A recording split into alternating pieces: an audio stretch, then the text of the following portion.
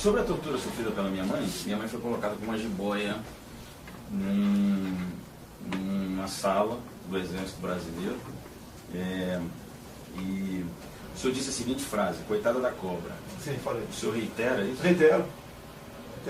Ela estava andando com quem? Qual o nome do elemento do PCdoB que estava com ela? Com quem ela andava? Você conhece o mini manual de guerrilha do Carlos Marighella? Diz aqui: executem os generais, matem os policiais. Que promovam ações que levem o terror, pânico junto à sociedade. Esse é o líder Dilma Rousseff. E líder, me desculpe, de pessoas como a tua mãe. Me desculpe, o povo brasileiro não sabe o que é ditadura. Vá na Polônia e pergunte o que é ditadura para aquele povo lá. Não, o Brasil nunca teve uma ditadura aqui. Nunca teve.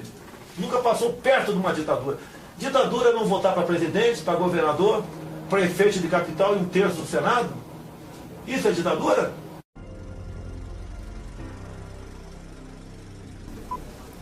Deputado, o senhor disse que o coronel Carlos Alberto Brilhante Ustra foi o terror da presidente Dilma. E mais de uma vez o senhor já defendeu a tortura. Por quê? O senhor acha que essa é a forma correta de tratar os seus adversários políticos? O senhor está falando de bandido, para mim. Porque não aceito a rotulação de preso político por parte da maioria dessa esquerda que está aí. Eram bandidos treinados em Cuba e com dinheiro da União Soviética praticaram diversos ataques terroristas no nosso país. Como, por exemplo, o primeiro marido de Dilma Rousseff, Cláudio Galeno, sequestrou em pleno voo um avião com 96 inocentes a bordo e 5 dias depois pousou onde? Em qual país democrático? Em Cuba. Então, esses que praticaram esse tipo de crimes, não digo que eles são perseguidos políticos, como são realmente hoje os perseguidos políticos na Venezuela e em Cuba. Pronto? A outra pergunta tua? Carlos Alberto Brilhante Ustra. O senhor defende a tortura. Quem falou que eu defendo a tortura? O senhor já disse. Quem defende? Qual o limite entre tortura e tratamento enérgico? E citei nesse caso, está citando aqui, um episódio. Tá, ok? Imagine um elemento que sequestra um filho de uma pessoa qualquer, né? Menor de idade, um garoto. E você pega num telefone, no orelhão naquela época, né? Não era comum o celular. Alguém. Não, pera, eu estou explicando. Não, o que é defender? Nunca defendi tortura. E você pega no orelhão um dos sequestradores. Qual tratamento você vai dar para esse sequestrador para ele dizer onde está o cativeiro? Tem direito a um advogado? Cama, cozinha, né? Presídio de boa qualidade para você, ou um tratamento enérgico? Agora, se o tratamento é enérgico, para quem defende direitos humanos, como defende no Brasil a tortura, que se exploda a maneira como você vai ser se referido a essa pessoa, aquele tratamento. Se é tortura ou tratamento enérgico. Se quer tratar como tortura, pode tratar como tortura, sem problema nenhum. Em 70 e 74, o Carlos Alberto Brilhante Ustra comandou o DOI-CODE de São Paulo. Os relatos informam que 47 pessoas desapareceram ou morreram naquele período, quando ele estava à frente do DOI-CODE. Se nós pegarmos o número de 400 mortos e desaparecidos políticos no Brasil, esse número no qual o Carlos Alberto Brilhante Ustra estava à frente do DOI-CODE é um número considerável. O senhor acha que os crimes dele são justificáveis, é isso? Primeiro, você está pré-julgando o Carlos Alberto Brilhante Ustra. Nunca foi condenado, em instância nenhuma, não temos nada transitado e julgado criminalmente contra Carlos Alberto Brilhante Ustra. Quem foi a primeira pessoa que disse que Carlos Alberto Brilhante Ustra era torturador? Foi a senhora Beth Mendes. Certo? FHC foi no Uruguai, com ela.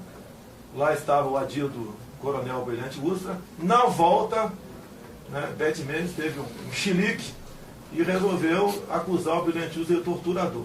Beth Mendes integrou a VAR Palmares de Dilma Rousseff e Carlos Lamarca. Você conhece os atos dessas pessoas combatendo o regime na época? Como, por exemplo, a execução a pauladas na mata do Vale do Ribeira, do tenente Alberto Mendes Júnior. Inclusive, eu estava lá porque eu sou do Vale do Ribeira, Eldorado Paulista, onde o Lamarca, quando passou, feriu 6 soldados, um em cadeira de roda até hoje, e um civil. Mais ainda, a VAR Palmares de Dilma Rousseff, Beth Mendes e Carlos Lamarca foram os responsáveis por uma bomba no QG do 2º Exército de São Paulo, onde morreu o soldado Mário Cosel Filho.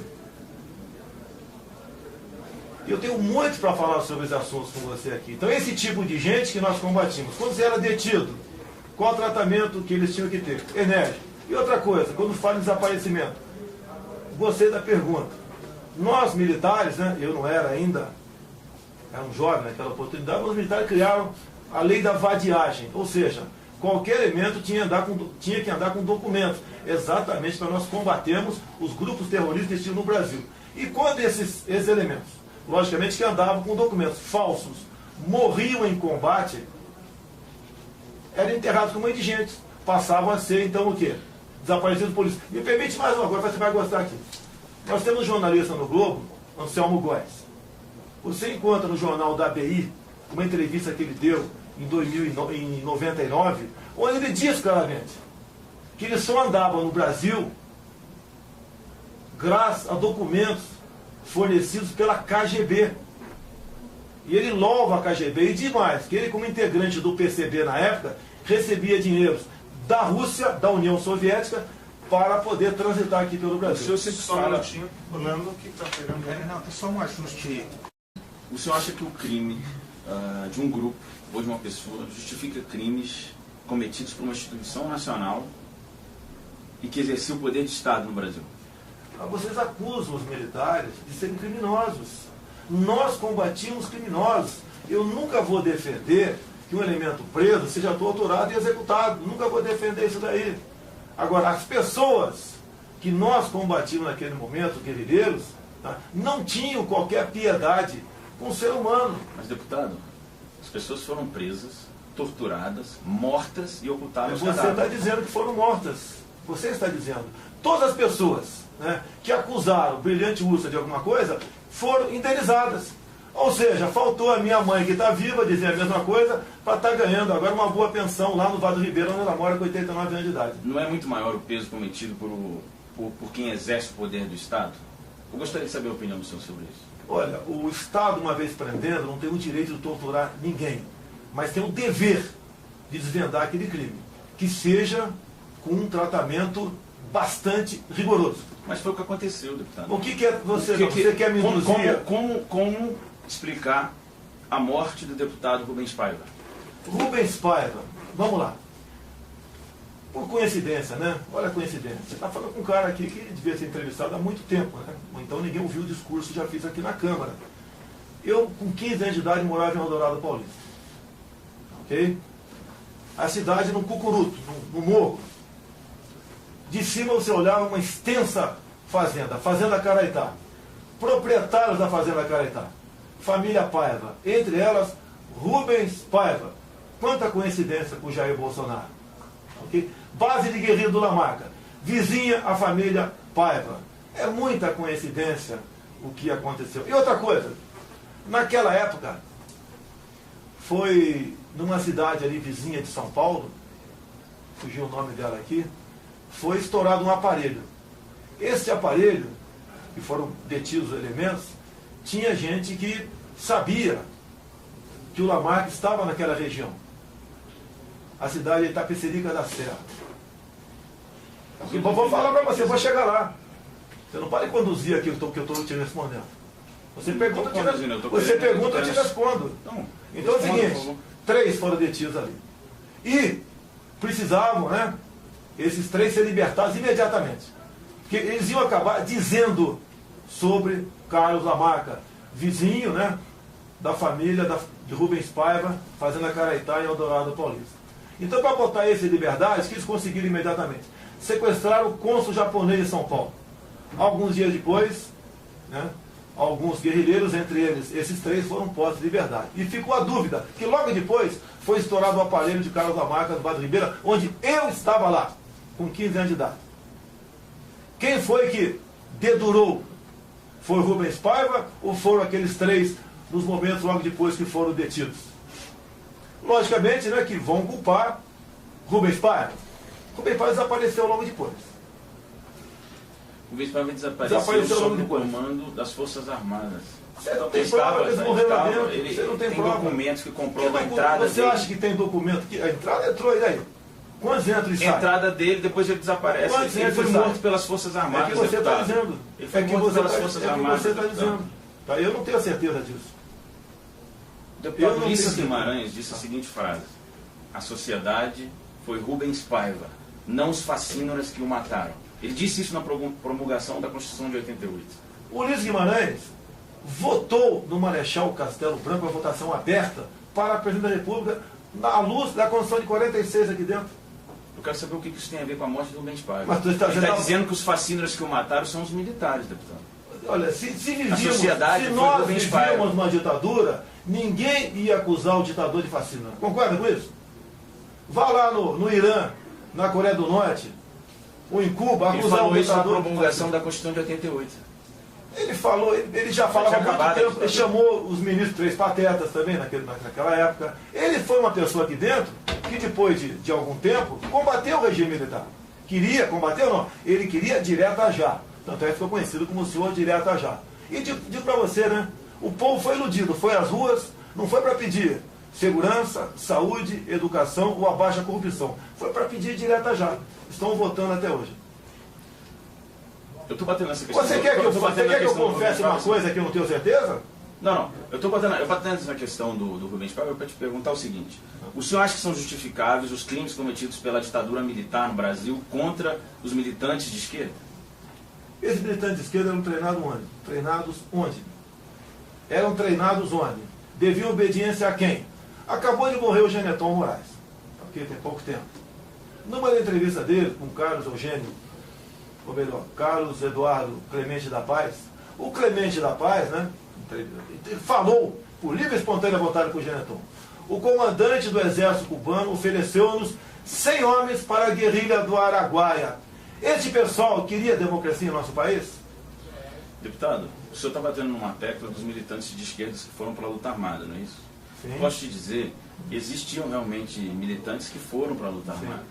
Mas a liberdade no país, ela não existia. Deixa eu te falar, meu ponto de vista também.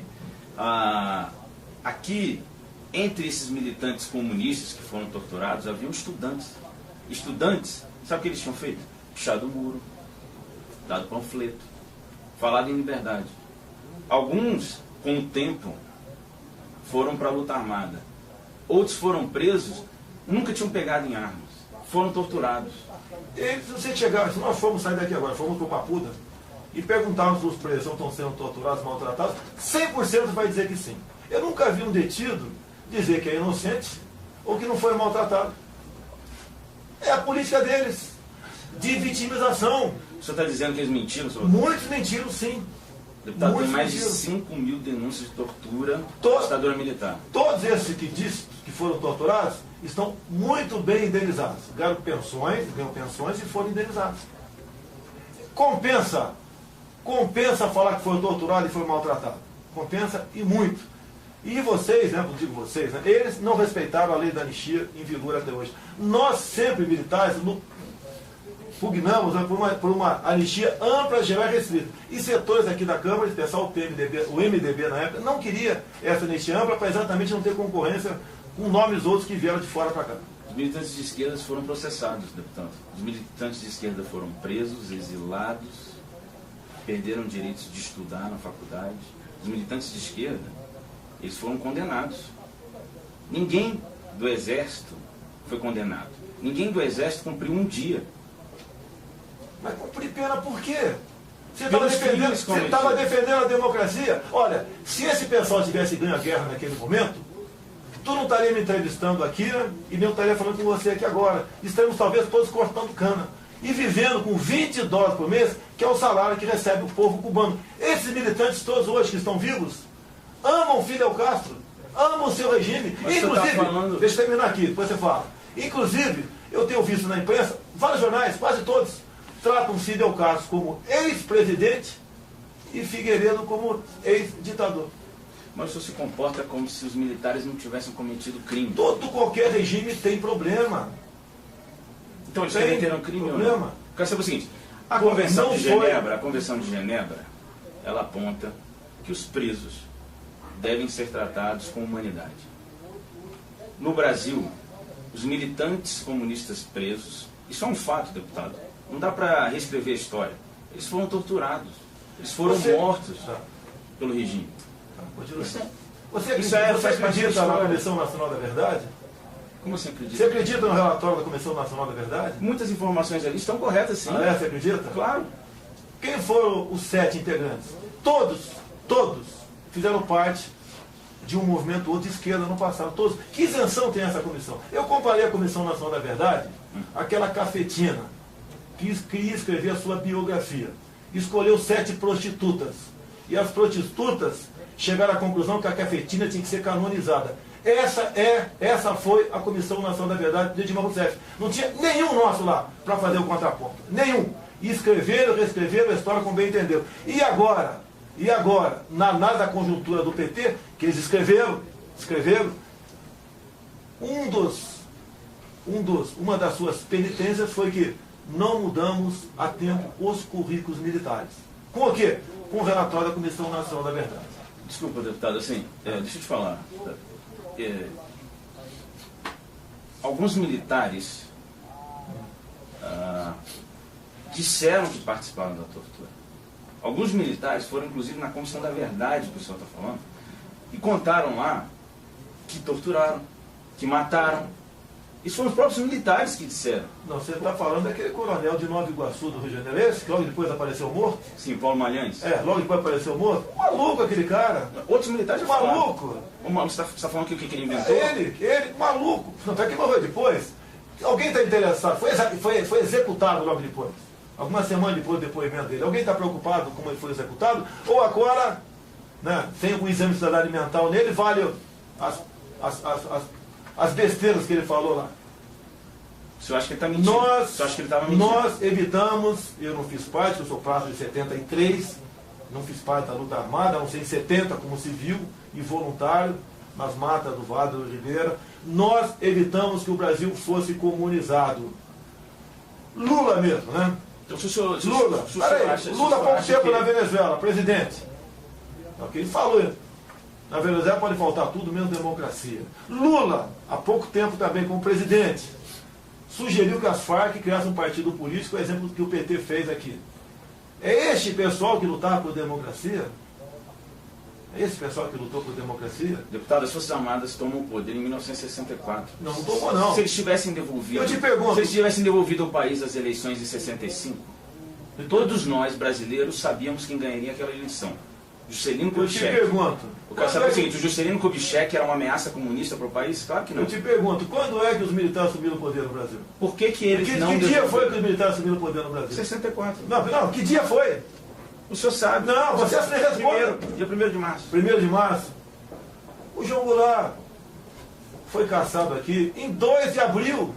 Sim, mas eu quero saber o seguinte. Foi o 1º de março, isso mesmo? Sim. Não foi 31 de março, não? 31 de março, desculpa. Ah, tá, tudo bem. Não foi 31 de março também. 31 de março o presidente era o João Goulart. 1º de abril o João Goulart. O Congresso só tornou vago aqui, declarou vaga, a vacância, no dia 2 de abril, por aclamação. E depois, dia 11 de abril, é que o Congresso, com voto de Ulisses Guimarães, com voto de Juscelino Kubitschek, elegeu Castelo Branco presidente. Deputado, se os militares tivessem devolvido ao país as eleições de 65, não teria sido melhor? Se a esquerda naquela época não tentasse tomar o país e que queria impor uma ditadura aqui, não haveria 2 de abril de 64, nem 31 de março de 64. E nem 15 de abril de 64, quando Castelo Branco foi eleito. Então você está pegando uma história, como sempre fazem comigo, o caso Maria do Rosário, daqui para frente, quando eu dei aquele toco nela, o que ela falou antes não interessa. O que a esquerda começou a fazer em 61, o PCdoB já mandava jovens universitários, esses jovens docentes que você se referiu agora há pouco, para a Real Academia Militar de Pequim, para estudar o quê? Em 61, em Pequim, na China, para estudar o quê?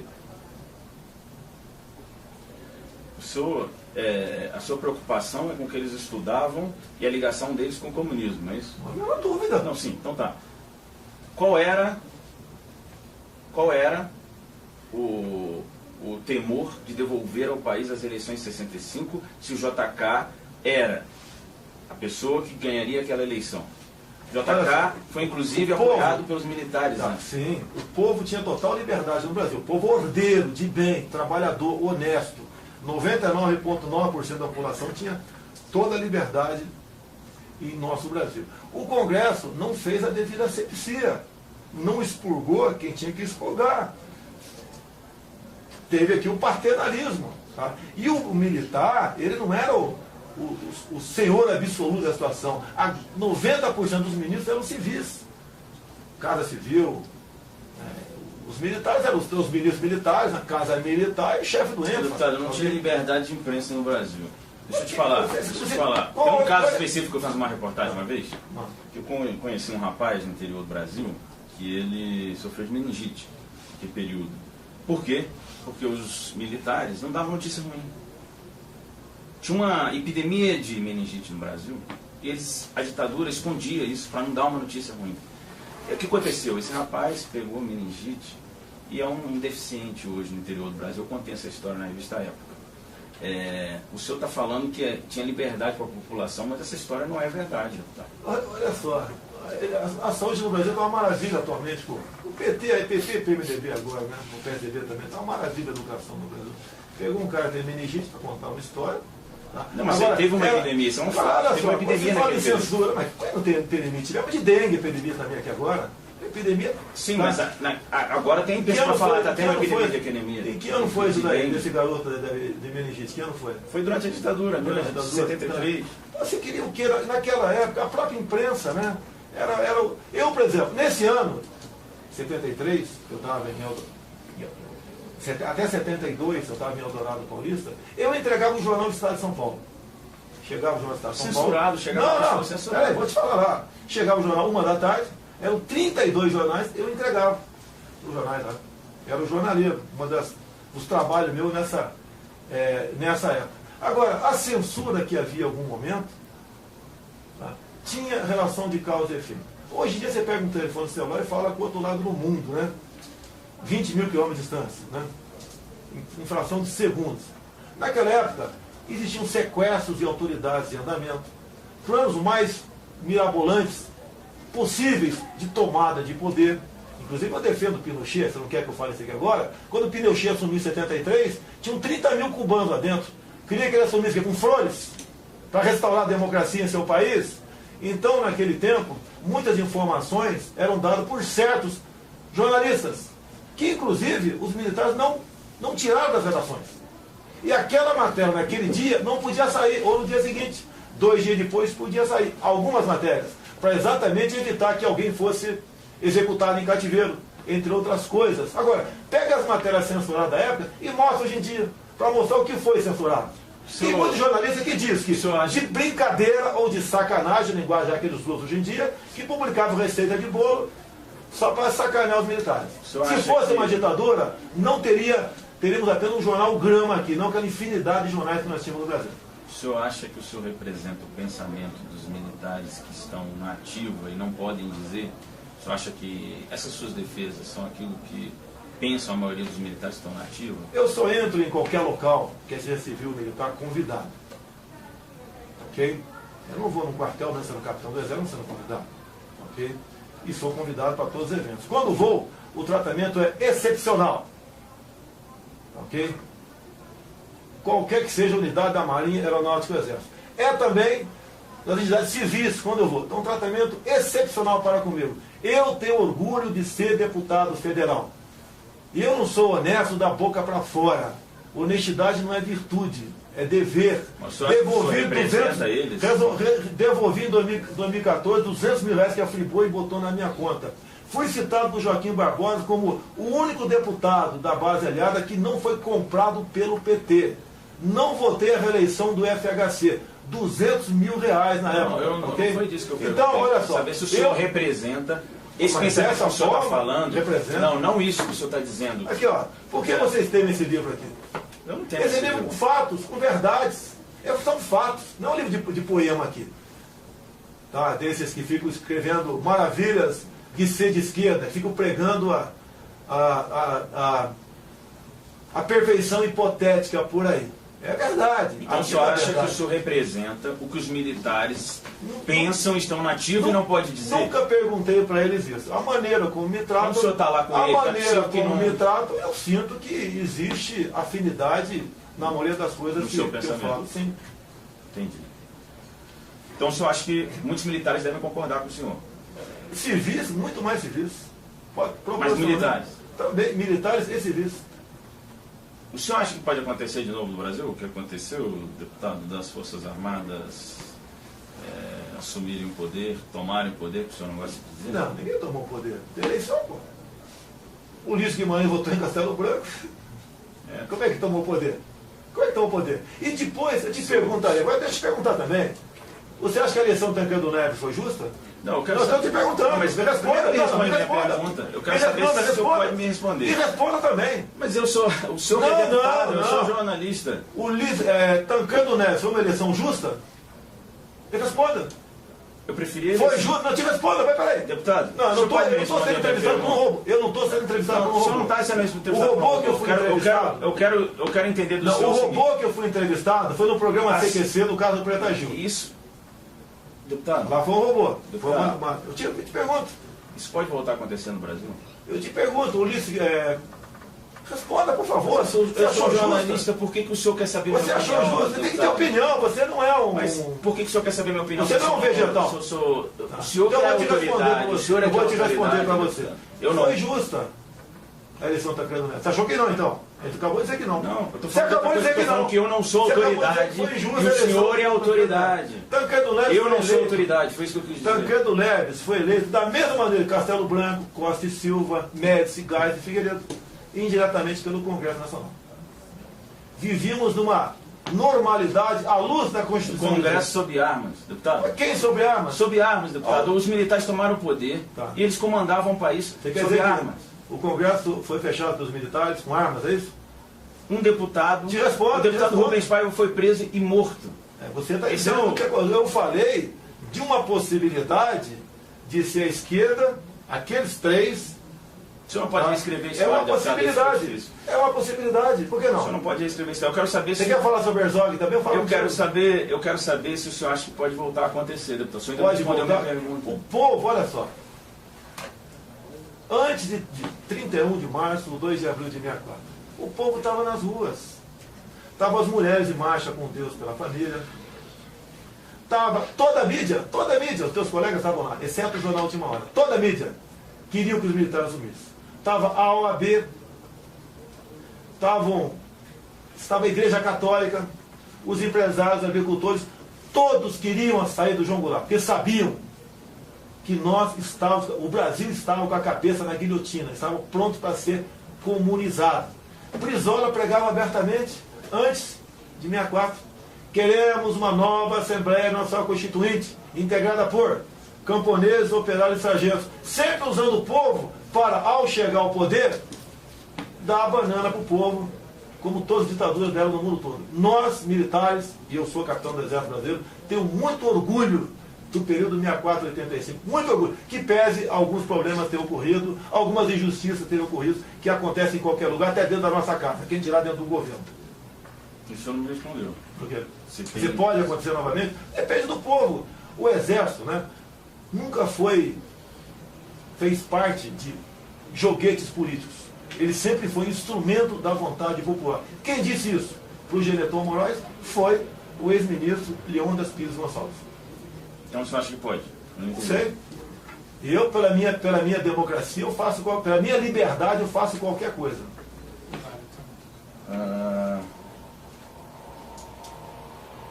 Sobre a tortura sofrida pela minha mãe foi colocada com uma jiboia numa sala do Exército Brasileiro. E o senhor disse a seguinte frase: coitada da cobra.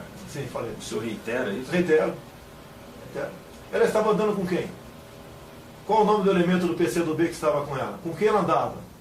Se for colocada a jiboia na sala dela, não sei. É o que ela está dizendo. Não sei. Isso aconteceu. Não sei. Então o senhor reitera. O próprio Malhães disse que usava as cobras, né? Poxa, a cobra picou alguém? Matou alguém? Se é que houve cobra? Então o senhor acha correto? Vive se vitimizando. O senhor acha correto colocar uma mulher de 19 anos? Eu te perguntei, ela andava, já que é tua mãe, agora você pode responder, ela andava com quem? Qual o nome do elemento do PCdoB que andava com ela? Partido Comunista Brasileiro. Qual era o nome? Militantes, ela era estudantil, militante de base, sim, tinha entrado num partido comunista. Tudo bem. Onde impera o comunismo atualmente, o povo tem liberdade? Tem liberdade? Te perguntando, tem liberdade? Na ditadura tinha liberdade aqui no Brasil, deputado? Olha, eu aproveito a oportunidade que você vai botar no ar tudo que você está perguntando aqui. Vocês aí, perguntem para os seus avós como eles viviam naquele momento. Tenho certeza que vão responder que tinha liberdade, tanto é que nós lançamos o programa Brasil Ame Eu Deixo. Podiam ir e vir para onde bem entender, tinham segurança, tinham escola de qualidade, tinha uma saúde muito melhor do que é hoje, os professores eram respeitados na sala de aula, não existia essa ideologização, foi uma juventude de ouro. O pessoal da minha faixa etária são muito mais bem sucedidos que o de faixa etária de 40 anos de idade e vão ser melhor que o de 20, formado para essa esquerda que está aí. O senhor defende coisas absurdas, deputado. Assim, sinceramente, eu vim aqui para tentar ter uma conversa com o senhor, na qual o senhor realmente dissesse, né, sua visão sobre aquele período. O senhor deu a sua visão sobre aquele período. Na minha visão, o senhor acredita que foi correto os crimes cometidos pelas Forças Armadas no Brasil. Isso faz parte da história. Você não está dizendo, você está botando palavras na minha boca. Isso faz parte da história. Você está botando palavras na minha boca. Você não falou em nenhum momento dos militares mortos pela esquerda. Já que eles são santos, a esquerda é tão pura, queria paz, liberdade, amor. Você não falou de nenhum militar executado até agora pela esquerda. Eu te perguntei, o senhor acha que o crime de um grupo ou de uma pessoa justifica crimes cometidos por uma instituição nacional que exercer poder de Estado? Ninguém está justificando o crime de ninguém. Você que está botando na conta das Forças Armadas crimes. Agora, é a mesma coisa. Quando o policial militar mata alguém num local lá violento no Rio de Janeiro, a imprensa toda vai para cima do policial militar. Como que aquele elemento não podia receber aquele tiro, porque o coitado do bandido estava com uma 1380, o policial estava com um fuzil, a resposta foi desproporcional. É o politicamente correto. Continue defendendo isso, que mais cedo ou mais tarde vocês podem até, talvez, conseguir seu intento. Todos nós vivemos no Brasil igualdade, na miséria. Só para pontuar, no caso da minha mãe, por exemplo, ela nunca tinha pegado em armas. Poxa, se ela estava com elementos do Partido Comunista Brasileiro, queria impor aqui a ditadura do proletariado, ok? Foi detida. O que aconteceu com ela? Não sei. Como é que você quer botar? Eu sei. Mas você, ela te disse. Eu sei. A esquerda área toda aí diz que foi torturada, perseguida, eram coitados. Foi torturada. De um lado estava, dessa briga toda, de um lado estava Carlos Alberto Brilhante Ustra, e de outro lado nós tínhamos Dilma Rousseff, Frank Martins, que disse claramente que era para executar o embaixador americano, José Genuíno, José Dirceu, que fez curso de plástica em Cuba. De que lado você, povo, vai estar? Do coronel ou desses que estão aqui, que inclusive agora enterraram o Brasil aqui na corrupção? Para usar o termo do tempo, para mim foi um golpe aquilo que ocorreu. Tá? Eu quero só pontuar aqui que quando o senhor coloca que os militares eram democratas, lutando pela democracia, isso é uma mentira histórica, isso já está nos livros de história. Infelizmente, né? Os livros do MEC. Já está no livro de história. Mas porque é um fato, deputado. Quem botou isso lá? Eu não estou aqui para ficar defendendo um lado ou outro. O que eu quero fazer aqui é contar a história de um período. Só que a história do período ela existe, não dá para recontá-la. Exatamente. Na minha visão, então você está contra a Comissão Nacional da Verdade. Recontou a história. Não, ela foi pela primeira vez, ela foi atrás dos crimes cometidos pelos militares no Brasil. A esquerda naquele período foi presa, exilada, sofreu diversas coisas, condenada. Os militares nunca sofreram nada. Os militares nunca sofreram nada. Não tem um militar que foi para a cadeia e os crimes foram cometidos. Tem algum militar que foi executado, foi morto? O recruta Mário Cosel Filho sofreu o que ele? Eu volto a te perguntar. Sofreu o que o militar Mário Cosel Filho? O crime cometido por uma pessoa justifica os crimes cometidos pelo Estado. Quando o policial militar mata alguém que está atirando nele, não justifica porque ele está defendendo o Estado, não poderia reagir com um fuzil, um pobre coitado de um bandido que está atirando com uma 380 em cima dele. Nós estamos falando de militantes que estavam presos já. Olha só. Os presos em qualquer lugar do Brasil vão dizer que estão sendo maltratados. eles procuram se vitimizar. Os militantes comunistas não se vitimizaram, deputado. Não Eles se foram vitimizaram. torturados. Em algum momento, no relatório da Comissão Nacional da Verdade, apareceu a história do primeiro marido de Dilma Rousseff, ou do segundo, que ambos estão vivos ainda, o segundo, Carlos Araújo, que falou no final de um programa de televisão numa boa, que passou lua de mel com Dilma Rousseff, pegando armas em quartéis, expropriando bancos e assaltando caminhões de carga na Baixada Fluminense. Por ironia do destino, uma entrevista ao vivo, não sei se Rádio Guaíba ou Gaúcha, dei aqui, gravamos. Eu perguntei para o Carlos Araújo, que ele resolveu me falar sobre o Rio Centro. Eu perguntei, quando você roubava caminhões de carga na Baixada Fluminense com Dilma Rousseff, houve algum latrocínio? Resposta dele gravada aqui comigo. Depois de eu insistir, ele respondeu, se houve algum ato de violência, foi residual. Eu respondi para ele, matar caminhoneiro, assaltando caminhões da Baixada, é uma questão residual? Pela causa vale tudo? Esse é o pensamento dessa gente? Olha, um dos ícones da esquerda, Dilma Rousseff, né? Não consegue ligar uma frase a outra, uma analfabeta funcional. O senhor usa um raciocínio que pode ser usado contra os militares também. Olha, eu falo por mim. O senhor usa um raciocínio que justifica os caras que eles estavam presos, jovens presos, foram torturados, mortos Jovem. e enterrados. Ocultação de cadáveres. Jovens, muito jovens. O deputado Maria do Rosário defendeu? Deputado, eles estavam defendendo a liberdade no país. Que liberdade! Estavam. Assim como o Santiago estava agora no Rio Centro há poucos meses, né? Explodiu aquela bomba e matou. O Santiago não. O Santiago teve a sua cabeça explodida por 2 militantes. Estavam defendendo a democracia também. Que defende a democracia é essa? Nós temos visões diferentes. Ah, tudo bem, lógico. Me desculpa aqui, você é filho de uma senhora que diz isso para você.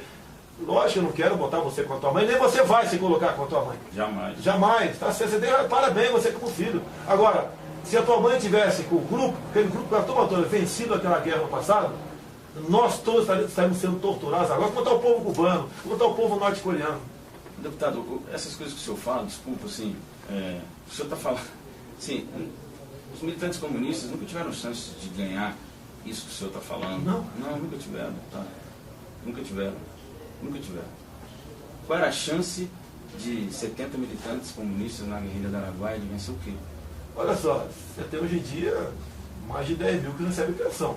Isso é um Eu fato. com 10 mil na mão, eu com 10 mil tomo o Brasil. Eu com o capitão Jair Bolsonaro, com 10 mil disposto a fazer o que eles dizem que estavam dispostos, o que eles dizem que passaram, tortura e resistiram, eu tomo o Brasil com 10 mil. E essa é a minha preocupação. É por isso que eu acho absurdo que o senhor defende. Deixa eu te falar. Essa é uma Por que eu preocupação acho minha. absurdo que o senhor defende? Porque o senhor está defendendo que se eles tivessem tomado o poder, eles iam torturar, fazer e acontecer, mas eles não tomaram o poder. Eles iam apenas fuzilar, Eles não tomaram o poder. O que nós sabemos que tomou o poder foi as Forças Armadas.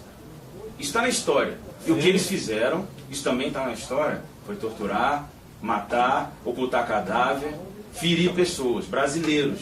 Nós estamos falando de brasileiros. Os quartéis foram feitos para proteger brasileiros, não para matar, torturar e ocultar cadáver. Tem famílias que nunca receberam seus mortos, deputado. Então, assim, uma coisa é o senhor ficar falando do que poderia, do que aconteceria, do que o senhor acha, a sua visão, né? Você tem que deixar acontecer para tomar Mas nós estamos falando de algo que aconteceu. Eu estou falando de algo que aconteceu. O senhor não deixa as pessoas falarem de algo que aconteceu, é um fato. As pessoas foram torturadas em quartéis brasileiros, as pessoas foram mortas e os corpos foram ocultados. Se o senhor quer fingir que isso não aconteceu, mas escolha sua. Vamos supor que fosse verdade o que você está falando. Quem foram essas pessoas?